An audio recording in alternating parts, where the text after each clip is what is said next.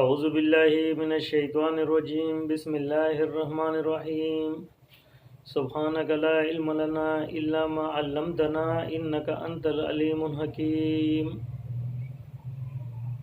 یا ایہا الناس اعبدوا ربکم الذی خلقکم والذین من قبلکم لعلکم تتقون الذي جعل لكم الأرض فراشا والسماء بناء وأنزل من السماء ماء فأخرج به من الثمرات رزقا لكم فلا تجعلوا لله أندادا وأنتم تعلمون.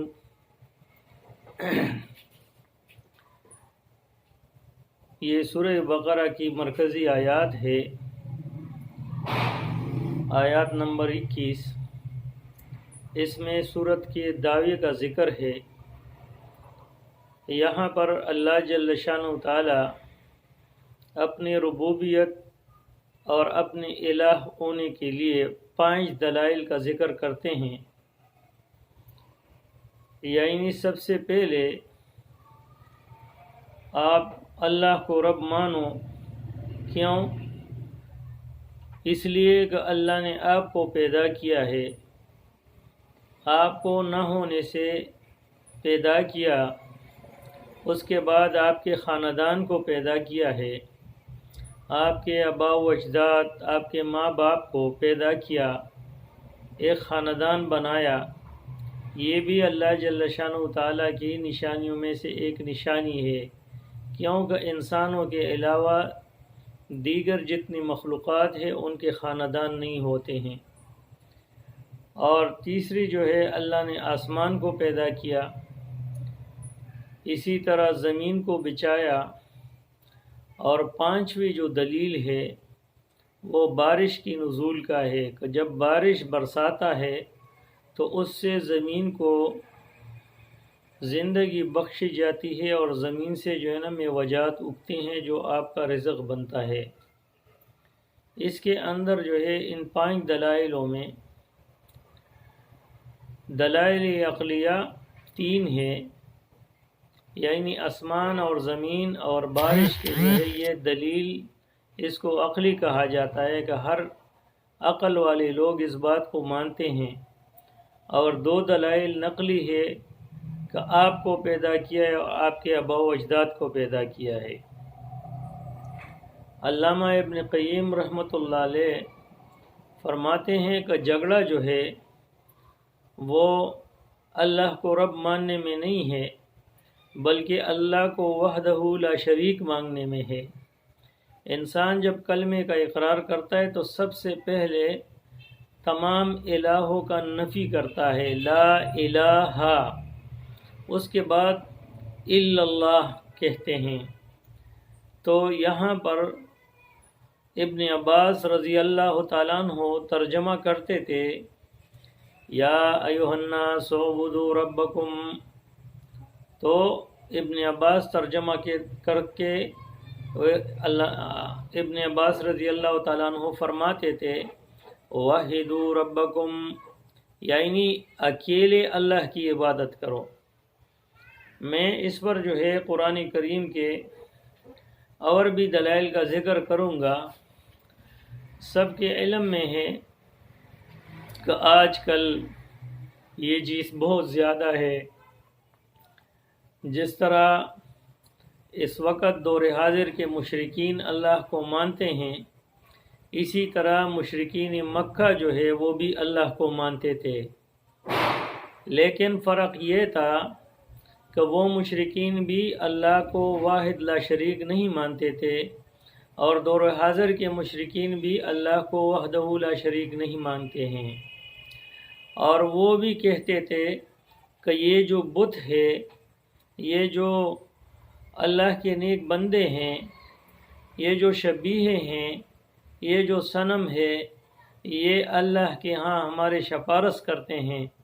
اور آج کے مشرکین بھی صاحب القبور کے حوالے سے یا اچھے لوگوں کے حوالے سے یا ہندو اپنے بدگتوں کے حوالے سے یا سکھ اپنے دھرمسالوں کے حوالے سے ان کا یہ عقیدہ ہے، یا عیسائیوں کا یہ عقیدہ ہے کہ کہ عیسیٰ علیہ السلام کی ہم عبادت نہیں کرتے ہیں، بلکہ وہ تو اللہ کی نیز ہمارا شفارسی ہے۔ اسی طرح جتنی بھی مشرکین کے جماعتیں ہیں، سب نے اپنے اپنے الہ بنائے ہیں اللہ کے مقابلے میں۔ اسی لیے اللہ جل شانہ تعالیٰ نے توحید کے مسئلے کو جگہ بجگہ واضح الفاظ میں فرمایا ہے۔ یہاں پر اللہ جل شانہ تعالیٰ فرماتے ہیں، یا ایھا الناس اعبدوا ربکم الذی خلقکم، اے انسانوں عبادت کرو، وحدوا، عبادت کرو صرف اللہ کی جو رب ہے تمہارا، جس نے خلقکم پیدا کیا ہے، الذی خلقکم آپ لوگوں کو، والذین من قبلکم لعلکم تتقون اس لیے کہ آپ تقوی اختیار کرو آپ سے پہلے بھی، الذی اللہ وہ ذات ہے، جعل لکم الارض فراشا جس نے زمین کو فرش بنایا یعنی بچھا دیا، والسماء بناء آسمان کو چھت بنایا، وانزل من السماء ماء اور نازل کیا اللہ نے آسمان سے میں برسایا، بارش برسایا، فأخرج به من الثمرات رزقا لكم اور اسی سے نکال لیتے زمین سے، اسی بارش کی وجہ سے زمین پہ اگا دیتے ثمرات رزقا لكم میوجات، کھانے پینے کی اشیاء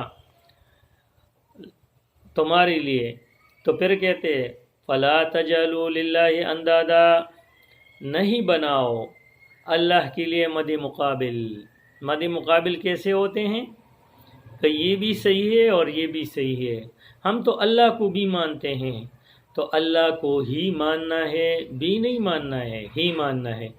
وَأَنْتُمْ تَعْلَمُونَ اور تم لوگ جانتے ہو، سمجھتے ہو۔ مشرکین جو ہے وہ خوب سمجھ کر یہ متجاہلانہ حرکتیں ہیں۔ اسی طرح جھگڑا کس بات پر ہے؟ سورہ اعراف میں جو ہے، سورہ اعراف میں یہ سورہ اعراف کے آیات نمبر 70 میں جو ہے اللہ جل شانہ تعالیٰ فرماتے ہیں، قالوا اجئتنا لنعبد اللہ وحدہ، یہ لوگ کہتے ہیں کہ یہ جو نبی آیا ہے اس نے جو ہے نا یہ ہمیں کہتے ہیں کہ اللہ کی اکیلی عبادت کرو، وَنَذَرَ مَا كَانَ يَعْبُدُ آبَاءَنَا اور چھوڑ دو باقی الہ کو چھوڑ دو اللہ کے مقابلے میں۔ تو یہ ان کے لیے ایک عجیب وہ تھا، یہ سورہ اعراف کے 70 نمبر آیات میں کہ یہ لوگ کہتے کہ لنعبد اللہ وحدہ ونذر ما کان یعبد آباءنا، کیا ہم اس کو مان لیں اور باقی سب کو چھوڑ دیں؟ یہ ہمارے لیے ممکن نہیں ہے۔ اسی طرح سورہ بنی اسرائیل میں ہے، اور اسی طرح سورہ سواد میں بڑی وضاحت کے ساتھ ہے 5 نمبر آیات میں۔ یہاں پر اللہ تعالیٰ فرماتے ہیں اجعل الآلہۃ الہا واحد، یہ کفار کہتے ہیں کہ یہ جو نبی آیا ہے اس کا کام یہ ہے کہ یہ اتنے زیادہ الہوں کو ایک اللہ کے ہاں محتاج کر دیتے ہیں۔ تو یہ جو اتنے الہ ہے 360 جو ہم نے بنوائے ہیں ان کا کوئی کام نہیں ہے، نہیں، یہ تو ان کے حوالے ہے۔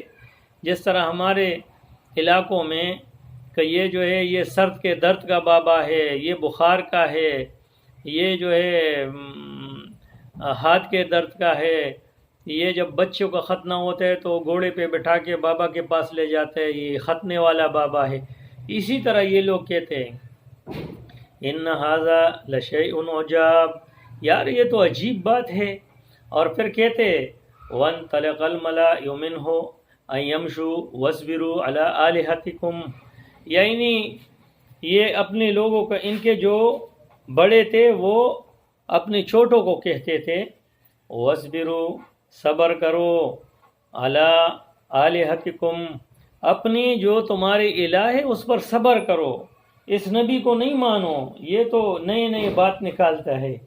اسی طرح سورہ زمر میں 45 نمبر آیات میں یہاں پر بھی اللہ جل شانہ تعالیٰ فرماتے ہیں وَإِذَا ذُكِرَ اللَّهُ وَحْدَهُ اشْمَأَزَّتْ قُلُوبُ الَّذِينَ لَا يُؤْمِنُونَ بِالْآخِرَةِ کہ جب اللہ کی وحدانیت کی بیان ہوتی ہے تو ان کے دل تنگ ہو جاتے ہیں. اشمئزت قلوب الذین لا یؤمنون بالآخرہ، جو ایمان آخرت پہ نہیں رکھتے ہیں تو ان کے دل تنگ ہو جاتے ہیں. وَإِذَا ذُكِرَ الَّذِي مِن دُونِهِ إِذَا هُمْ يَسْتَبْشِرُونَ، اور جب اللہ کے توحید کے بیان کے علاوہ قصے شروع ہو جائے کہ فلاں بابا نے یہ کیا. تو ابھی ایک مولوی ہے وہ کہتا ہے کہ جب چاند نکلتا ہے شوال کی تو وہ پہلے جا کے جو ہے پیرانی پیر سے پوچھتا ہے کہ میں 30 کا نکلوں کہ 29 کا نکلوں. یا اتنے بڑے بیوقوف ہے یہ کہ چاند جو ہے وہ پیرانی پیر سے پوچھے گا. نبی کو تو اتنا اختیار نہیں تھا، مختار کل تو اللہ ہے، لیکن اس بیوقوف مولوی نے یہ کہا کہ چاند نکلنے سے پہلے حاضری دیتا ہے. تو یہ قصے کہانیاں ان لوگوں کو بڑی اچھی لگتی ہے. لیکن وَإِذَا ذُكِرَ اللَّهُ وَحْدَهُ اشْمَأَزَّتْ قُلُوبُ الَّذِينَ لَا يُؤْمِنُونَ بِالْآخِرَةِ، یعنی جب اللہ کی وحدانیت کی بیان ہو تو یہ پریشان ہو جاتے ہیں. اسی طرح سورہ مومن میں بھی اللہ جل شانہ تعالی، یہ سورہ مومن ہے، اس کی 12 نمبر آیات میں اللہ فرماتے ہیں کہ جب ذالک بأنہ اذا دعی اللہ وحدہ کفرتم، کہ جب اللہ کے وحدانیت کی بیان ہو تو تم کفر اختیار کرتے ہو. وَإِن يُشْرِكْ بِهِ تُؤْمِنُونَ، لیکن جب شرکیہ بیان ہو، جب اللہ کے لیے کسی اور کو شریک کیا جاتا ہے تو اس پہ آپ خوش ہوتے ہو. تو انشاءاللہ اس کی مزید جو ہے ایک اور کلپ اس کا کروں گا، اور یہ جو ہے نا اتنا ہی کافی ہے. تو اس میں مقصد یہ ہے کہ اللہ جل شانہ تعالیٰ، یہ مرکزی آیات ہے، اور اس میں اللہ تعالیٰ فرماتے ہیں فَلَا تَجْعَلُوا لِلَّهِ أَنْدَادًا وَأَنْتُمْ تَعْلَمُونَ، اللہ کے مدی مقابل کسی کو نہیں ٹھہراؤ اور تم لوگ سمجھدار ہو، سمجھتے ہو. اسی طرح جو ہے تفسیر روح المانی نے اسی جگہ پر لکھا ہے کہ جو بھی آدمی مسلمان بننے کے لیے اقرار کرتا ہے تو دوسرا کلمہ شہادت جب پڑھتا ہے تو اس میں یہ ہے کہ اشہد ان محمدً عبدہ ورسولہ، کہ میں اس بات کی گواہی دیتا ہوں کہ محمد جو ہے اشہد ان محمدً عبدہ ورسولہ، کہ وہ اللہ کے بندے اور رسول ہے. تو جس کو یہ معلوم نہیں ہو کہ پیغمبر پاک جو ہے وہ عبد اور رسول ہے تو وہ مسلمان نہیں ہو سکتا ہے. اسی لیے جو لوگ یہ سمجھتے ہیں کہ پتہ نہیں پیغمبر نور ہے کہ بشر ہے، انہیں پتہ ہی نہیں ہے. تو جن کو یہ معلوم نہیں ہو کہ پیغمبر بشر ہے کہ نور ہے تو وہ مسلمان نہیں ہو سکتے. پہلے ان کو کلیئر کرنا چاہیے کہ پیغمبر عبد ہے اور رسول ہے. اور اسی طرح ان کا ایک شاعر ہے خدائے کے بخشش میں، وہ کہتے ہیں ممکن میں یہ طاقت کہاں، وجوب میں عبدیت کہاں. کہتے ہیں جو انسان ہے اس میں اتنا طاقت نہیں ہے جتنا نبی میں ہے، اور جو اللہ ہے وہ تو کسی کی عبادت نہیں کرتا ہے. تو یہ جو ہے ممکن میں یہ طاقت کہاں، وجوب میں عبدیت کہاں، حیران ہوں میں اس پہ، یہ بھی نہیں وہ بھی نہیں. یار میں نبی کو کیا مانوں، یہ تو یہ بھی نہیں ہے وہ بھی نہیں ہے. پھر کہتے یہ بھی ہے وہ بھی ہے، یعنی بندہ بھی ہے اور الہ بھی ہے، اور بندہ بھی نہیں ہے، اتنی طاقت تو انسان میں نہیں ہوتے، اور الہ بھی نہیں ہے. تو جس کو یہ پتہ نہیں ہو کہ پیغمبر پاک جو ہے وہ عبد اور رسول ہے، وہ مسلمان نہیں ہو سکتا ہے. اسی جگہ پہ تفسیر روح المانی لکھا ہے. تو انشاءاللہ اگلا کلپ جو ہے وہ بعد میں کرتے ہیں، اسی پہ اکتفا ہے. وآخر دعوانا الحمدللہ رب العالمین.